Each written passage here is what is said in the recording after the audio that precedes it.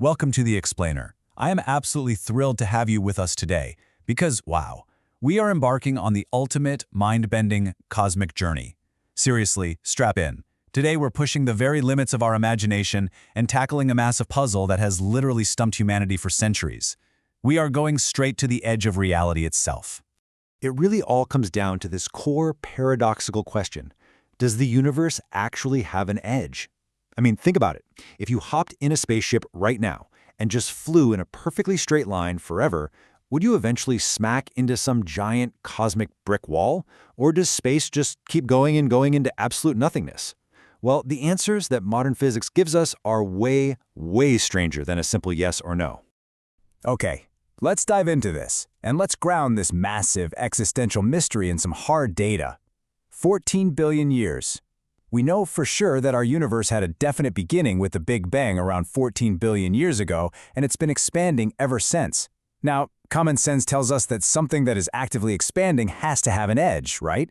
Well, it kinda does, but absolutely not in the way you might think. Now, what's really fascinating here is the hard physical limit set by the speed of light. You see, information in our universe simply cannot travel faster than light, period. Because the universe is roughly 14 billion years old, we can only see the parts of the cosmos whose light has actually had enough time to reach us here on Earth. So when we look outwards into the night sky in any direction, we aren't looking at a wall in space. We are actually looking at an edge in time. We are literally seeing the past stretching all the way back until there's just no past left to see. Because the universe has been actively stretching and expanding this whole time, the absolute farthest things whose light we can see right now are currently sitting about 45 billion light years away from us. That gives our observable universe a truly staggering radius of 45 billion light years. And get this, that space contains roughly 200 billion galaxies, with each of those galaxies holding hundreds of billions of stars. It's a massive amount of real estate. But remember, for us, this boundary is strictly an edge in time. It is not an actual physical wall. The real universe out there is absolutely bigger than what we can see. The big question is, exactly how much bigger? Well, that brings us right to our roadmap for this explainer. There are really two great cosmic possibilities for what lies beyond our visual limit. First, the universe is finite. That means it has a set size, but it somehow loops back on itself with no actual border. Or second, it's truly infinite, just going on forever and ever in every single direction. Let's start with possibility number 1, section 1, the finite hypersphere. And I'm going to warn you right now, we are absolutely about to break some brains here as we try to wrap our heads around a finite space that has absolutely no edge. I absolutely love this analogy. It really grounds things. If the universe is finite, it means that, technically speaking, if you really wanted to, you could completely fill it with ice cream. You would obviously need an unimaginable, mind-boggling amount of ice cream, yes, but it would be a strictly finite amount.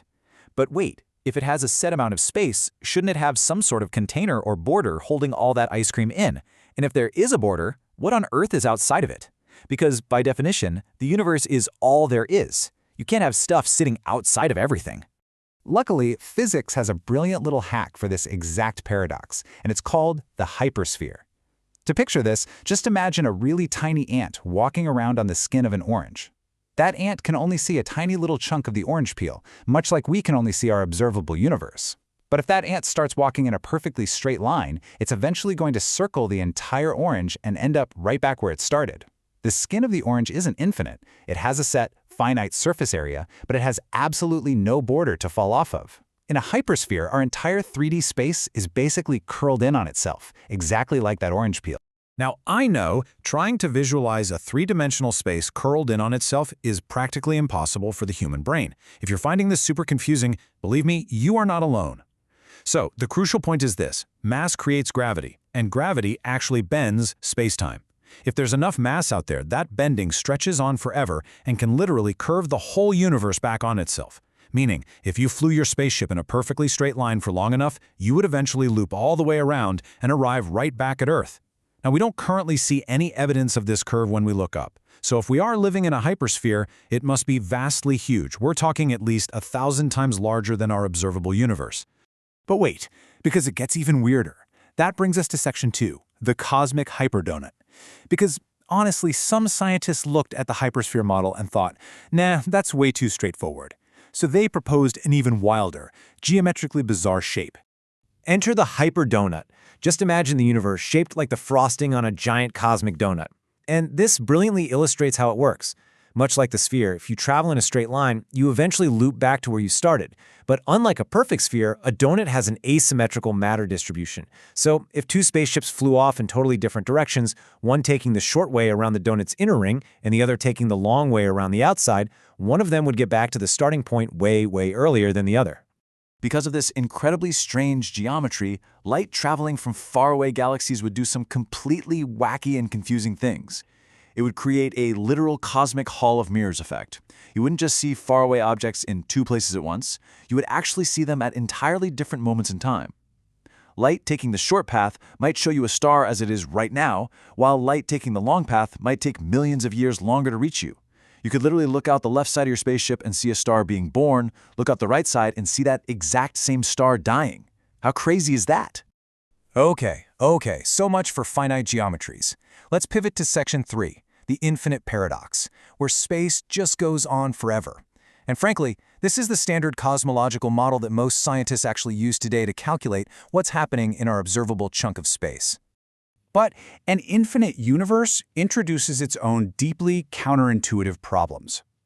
We know from the Big Bang that the universe is actively expanding, right?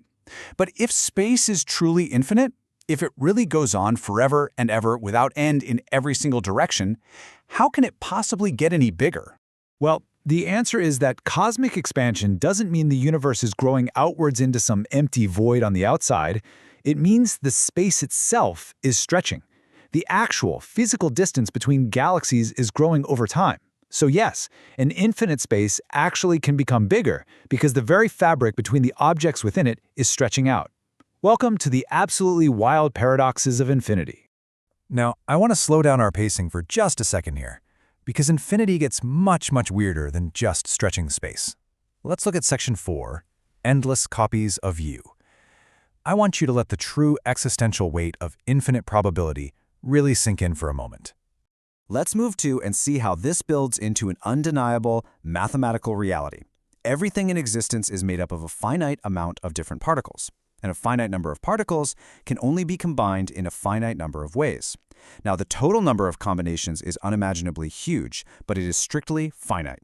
So if you have limited options to build things, but infinite space filled with things going on forever and ever, pure chance dictates that repetition isn't just likely, it's an absolute certainty. Consider the sheer visual impact of this massive number. 10 to the power of 10 to the power of 29. That is a 1 followed by 100 octillion zeros. That is the exact mathematical distance you would have to travel across an infinite universe to find a second identical Earth. If you traveled that unimaginably vast distance, which, let's be real, essentially means forever far away, you would eventually find a perfect copy of our solar system, you'd find a perfect copy of Earth, and you'd find an exact physical copy of yourself sitting right there watching this exact same explainer. In a truly infinite universe, every possible combination of particles doesn't just happen once. It is guaranteed to happen an infinite number of times. Okay, let's reel it back in from the existential dread for a minute and look at section 5, our meaningful reality. Because while these wild scenarios of infinite hyperdonuts and endless clones of you are mathematically totally possible on paper, we've kind of crossed over into science philosophy here. Currently, absolutely none of these ideas are testable. The practical, everyday reality for you and me is that our universe is finite. It really does have an edge. But it's an edge in time. Everything we will ever interact with and everything humanity will ever possibly see is contained within our 45 billion light-year observable sphere.